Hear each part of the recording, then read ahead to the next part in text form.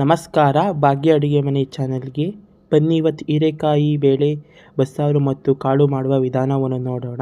ಬೇಕಾಗುವ ಸಾಮಗ್ರಿಗಳೆಂದರೆ 4 ಹೀರೆಕಾಯಿಗಳನ್ನು ನಾನು ತೆಗೆದುಕೊಂಡಿದ್ದೇನೆ.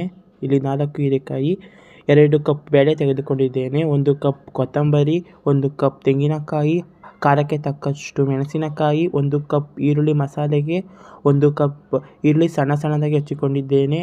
ಒಗ್ಗರಣೆಗೆ ನಿಂಬೆಹಣ್ಣು ಗಾತ್ರದ ಹುಣಸೆಹಣ್ಣು, 6 ರಿಂದ 7 ಬೆಳ್ಳುಳ್ಳಿ, ಸ್ವಲ್ಪ ಜೀರಿಗೆ, ಸ್ವಲ್ಪ ಪ್ರಮಾಣ ಉಪ್ಪು, ಒಗ್ಗರಣೆಗೆ ಸಾಸಿವೆ, ಕರಿಬೇವು, ಒಗ್ಗರಣೆಗೆ ಬೇಕಾದಷ್ಟು ಎಣ್ಣೆ. ಇಷ್ಟು ಸಾಮಗ್ರಿಗಳನ್ನು ನಾನು ತೆಗೆದುಕೊಂಡಿದ್ದೇನೆ. ಮೊದಲು ಕುಕ್ಕರಿಗೆ ಬೇಳೆಯನ್ನು ತೊಳೆದು ಚೆನ್ನಾಗಿ ಹಾಕ್ಕೊಂಡಿದ್ದೇನೆ ಮತ್ತು 3/4 kg ಹೀರೆಕಾಯಿಯನ್ನು ಸಣ್ಣದಾಗಿ ಹೆಚ್ಚಿಕೊಂಡು ತೊಳೆದು ಹಾಕ್ಕೊಳ್ತಿದ್ದೇನೆ.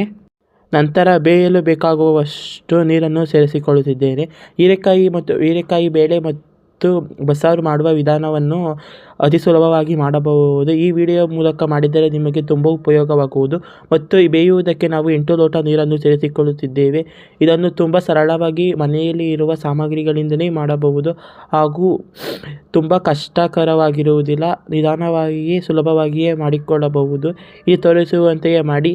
ಇವಾಗ ಸಾರಿಗೆ ಮಸಾಲೆಯನ್ನು ರುಬ್ಬಿಕೊಳ್ಳುವುದನ್ನು ನೋಡೋಣ ಬನ್ನಿ. ಮೊದಲು ಮಿಕ್ಸಿ ಜಾರ್ ಇಟ್ಟುಕೊಳ್ಳಿ. ಆ ಮಿಕ್ಸಿ ಜಾರಿಗೆ ಬೇಕಾಗುವ ಸಾಮಗ್ರಿಗಳನ್ನು ಹಾಕಿಕೊಳ್ಳಿ. ನಾನು ಇಲ್ಲಿ 1 ಕಪ್ ಈರುಳ್ಳಿಯನ್ನು ಹಾಕಿಕೊಳ್ಳುತ್ತಿದ್ದೇನೆ ಮತ್ತು 1 ನಿಂಬೆಹಣ್ಣು ಗಾತ್ರದ ಹುಣಸೆಹಣ್ಣನ್ನು ಸೇರಿಸಿಕೊಳ್ಳುತ್ತಿದ್ದೇನೆ ಹಾಗೂ 1 ಕಪ್ ಕೊತ್ತಂಬರಿ ಹೆಚ್ಚಿಕೊಂಡಿದ್ದೇನಲ್ಲ ಅದನ್ನು ಸೇರಿಸಿಕೊಳ್ಳುತ್ತಿದ್ದೇನೆ ಹಾಗೂ ಬೆಳ್ಳುಳ್ಳಿಯನ್ನು ಸೇರಿಸಿಕೊಳ್ಳುತ್ತಿದ್ದೇನೆ. ಇದು ಮಸಾಲೆಗೆ ಬೇಕಾಗುವ ಸಾಮಗ್ರಿಗಳು. ಮತ್ತು ಜೀರಿಗೆಯನ್ನು ಸೇರಿಸಿಕೊಳ್ಳುತ್ತಿದ್ದೇನೆ ಮತ್ತು ಮೆಣಸಿನಕಾಯಿಯನ್ನು ಕೂಡ ಸೇರಿಸಿಕೊಳ್ಳುತ್ತಿದ್ದೇನೆ ಹಾಗೂ 1 ಕಪ್ ತೆಂಗಿನಕಾಯಿಯನ್ನು ಕೂಡ ಸೇರಿಸಿಕೊಳ್ಳುತ್ತಿದ್ದೇನೆ. ನಾವು ಮಸಾಲೆಯನ್ನು ತುಂಬಾ ಮತ್ತು ಜೀರಿಗೆ ಸ್ವಲ್ಪ ಪ್ರಮಾಣ ಗ್ರೈಂಡರ್ ಆಗಿ ಚೆನ್ನಾಗಿ ರುಬ್ಬಿಕೊಳ್ಳಿ. ತುಂಬ ನೀರಾಗಿ ರುಬ್ಬಬೇಡಿ, ಚೆನ್ನಾಗಿ ಗಟ್ಟಿಯಾಗಿ ರುಬ್ಬಿಕೊಳ್ಳಿ. ಹಾಗೂ ಸ್ವಲ್ಪ ಕರಿಬೇವನ್ನು ಸೇರಿಸಿ 1 ಲೋಟ ನೀರನ್ನು ಸೇರಿಸಿ ಚೆನ್ನಾಗಿ ನುಣ್ಣಗೆ ರುಬ್ಬಿಕೊಳ್ಳುತ್ತಿದ್ದೇನೆ. ನೋಡಿ, ಈ ವಿಡಿಯೋದಲ್ಲಿ ತೋರಿಸುವ ಹಾಗೆ ಮಾಡಿಕೊಳ್ಳಿ. ಇವಾಗ ಗ್ರೈಂಡರ್ ರುಬ್ಬಿಕೊಳ್ಳುತ್ತಿದ್ದೇನೆ. ಇವಾಗ ಬೇಳೆ ಮತ್ತು ಹೀರೆಕಾಯಿ ಬೆಂದಿದೆ ಎಂದು ನೋಡೋಣ. ಇವಾಗ ಚೆನ್ನಾಗಿ ಬೆಂದಿದೆ. ಸ್ವಲ್ಪ ಮಸಾಲೆಗೆ ರುಬ್ಬಲು ಎತ್ತಿಟ್ಟುಕೊಂಡು ಆರಿಸಿದ ಮೇಲೆ ನಾನು ಇಲ್ಲಿ ಮಿಕ್ಸಿ ಜಾರಿಗೆ ಹಾಕಿ ಸ್ವಲ್ಪ ನುಗ್ಗೆಕಾಯಿ ಮತ್ತು ಬೇಳೆ ಬೇಯಿಸಿದ ಅದನ್ನು ಮಿಕ್ಸಿ ಜಾರಿಗೆ ಹಾಕಿ ನುಣ್ಣಗೆ ರುಬ್ಬಿಕೊಳ್ಳುತ್ತಿದ್ದೇನೆ. ನನ್ನ ಅಡುಗೆ ಚಾನಲ್ ಇಷ್ಟವಾದರೆ ಸಬ್ಸ್ಕ್ರೈಬ್ ಮಾಡಿ, ಒಂದು ಲೈಕ್ ಒತ್ತಿ, ಕೆಳಗಿರುವ ಬೆಲ್ ಬಟನ್ ಅನ್ನು ಒತ್ತಿರಿ. ಇವಾಗ ಚೆನ್ನಾಗಿ ರುಬ್ಬಿಕೊಂಡಿದ್ದೇನೆ. ಇವಾಗ ಹೀರೆಕಾಯಿ ಮತ್ತು ಬೇಳೆಯ ನೀರನ್ನು ಬೇರೆ ಮಾಡುತ್ತಿದ್ದೇನೆ. ನೋಡಿ, ಈ ಥರ ಒಂದು ಪಾತ್ರೆ ಇಟ್ಕೊಂಡು ಬೇರೆ ಇದಕ್ಕೆ ಈ ಥರ ಸೋಸ್ತಾ ಇದ್ದೀನಿ ನಾನು.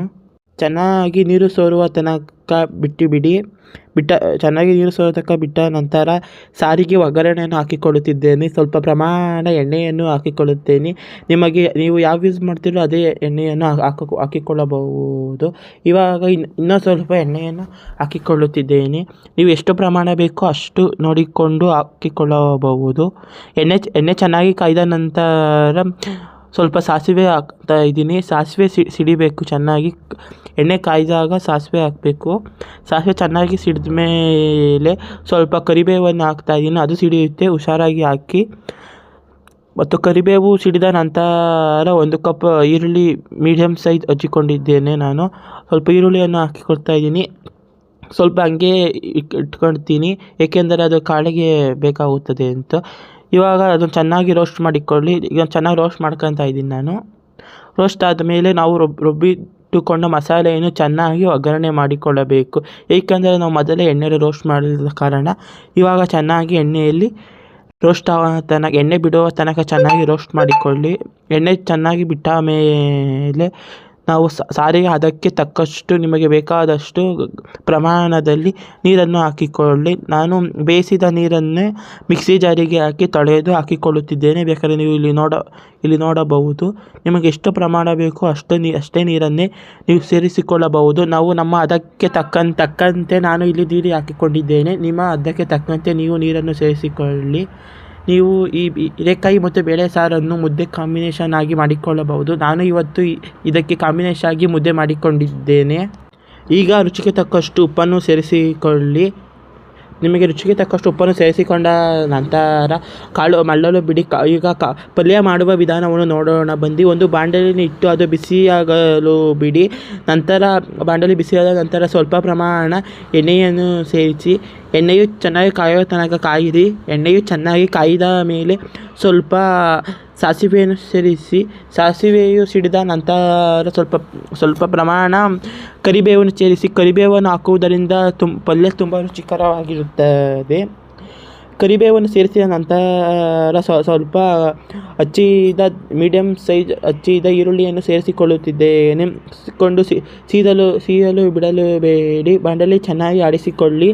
ಆಡಿಸಿದ ನಂತರ 6ರಿಂದ 7 ಮೆಣಸಿನಕಾಯಿಯನ್ನು ಹಾಕಿ ಚೆನ್ನಾಗಿ ಬಾಣಲೆಯಲ್ಲಿ ಒಗ್ಗರಣೆ ಮಾಡಿಕೊಳ್ಳಿ. ನಿಮಗೆ ಖಾರಕ್ಕೆ ತಕ್ಕಷ್ಟು ಹಾಕಿಕೊಳ್ಳಬಹುದು. ಹಾಗೂ ಇವಾಗ ನಾವು ಕಾಳು ಮತ್ತು ಹೀರೆಕಾಯಿಯನ್ನು ಸೋಸಲು ಬಿಟ್ಟಿದ್ದಲ್ಲ, ಸೋರಿದ ಮೇಲೆ ಆ ಪಲ್ಯವನ್ನು ಹಾಕಿಕೊಂಡು ಚೆನ್ನಾಗಿ ಒಗ್ಗರಣೆ ಮಾಡೋಣ. ಅದು ಎಣ್ಣೆಯಲ್ಲಿ ಚೆನ್ನಾಗಿ ಒಗ್ಗರಣೆ ಆಗುವಾಗಿ ಮಾಡಿಕೊಳ್ಳಿ. ಮತ್ತು ಈ ಕಾಳಿಗೆ ಸ್ವಲ್ಪ ತೆಂಗಿನ ತುರಿಯನ್ನು ಹಾಕಿದರೆ ತುಂಬ ರುಚಿಯಾಗಿರುತ್ತದೆ. ಉಪ್ಪನ್ನು ಹಾಕೋಕ್ಕೆ ಹೋಗಬಾರದು. ನಾವು ಮೊದಲೇ ಕಾಳಿಗೆ ಹಾಕಿರುತ್ತೇವೆ. ರುಚಿಗೆ ನೋಡಿಕೊಂಡು ಹಾಕಬೇಕು. ಈ ಪಲ್ಯ ಮತ್ತು ಸಾರು ಮುದ್ದೆಗೆ ತುಂಬ ಕಾಂಬಿನೇಷನ್ ಆಗಿರುತ್ತದೆ. ನಾನಾಗಿ ಮುದ್ದೆ ಮಾಡಿಕೊಂಡಿದ್ದೇನೆ. ನೀವು ಇಲ್ಲಿ ನೋಡಬಹುದು, ನಾನು ಮುದ್ದೆ ಮಾಡಿದ್ದೇನೆ. ಸಾರು ಚೆನ್ನಾಗಿ ಮಾಡಿದೆ. ರೆಸಿಪಿ ತುಂಬ ಚೆನ್ನಾಗಿದೆ. ನೀವು ಕಡಿಮೆ ಸಮಯದಲ್ಲೇ ಮಾಡಿಕೊಳ್ಳಬಹುದು. ಈ ವಿಡಿಯೋ ನಿಮಗೆ ಇಷ್ಟವಾದರೆ ಲೈಕ್ ಮಾಡಿ, ಸಬ್ಸ್ಕ್ರೈಬ್ ಮಾಡಿ, ಕೆಳಗಿನ ಬೆಲ್ ಬಟನನ್ನು ಒತ್ತಿರಿ. ಹಾಗೆ ಈ ವಿಡಿಯೋ ನೋಡಿದ್ದಕ್ಕಾಗಿ ನಿಮಗೆಲ್ಲರಿಗೂ ಧನ್ಯವಾದಗಳು.